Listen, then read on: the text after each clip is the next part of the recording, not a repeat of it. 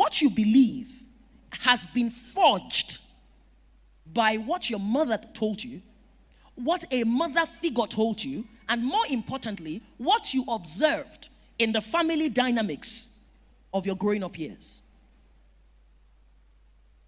If you're a mother here, I want you to know that a time comes soon when your children will no longer need a mommy primarily.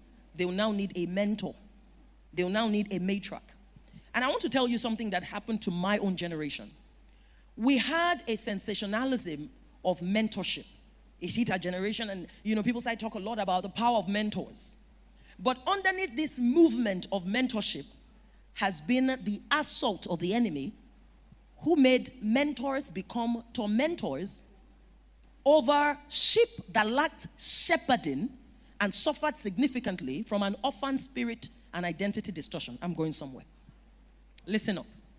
The reason women were significantly vulnerable to wolves in sheep clothing and became victims of sexual abuse in church, spiritual abuse, financial abuse,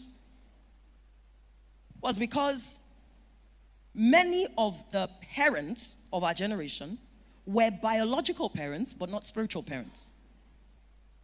So many of us, or those who became victims, didn't have any model of correct discipleship, number one. And number two, when they started to perceive that something was wrong with the setup that they belonged to, they didn't have anywhere to go back to. So I'll give you an example. When I was younger and any mentor began to be funny, because I have a home where I'm coming out from, where I've been greatly affirmed, taught the word, covered, and carefully discipled, I'm quickly able to step back and say something is amiss. The first censor, the first spiritual censor that I had to tell that a behavior was inappropriate was through the example of my own father and mother. That was my first censor. When my spiritual maturity was not developed, if a pastor spoke to me in a way that seemed seductive, I'm able to pick it because I had an example in how my father raised me and how he pastored in my presence.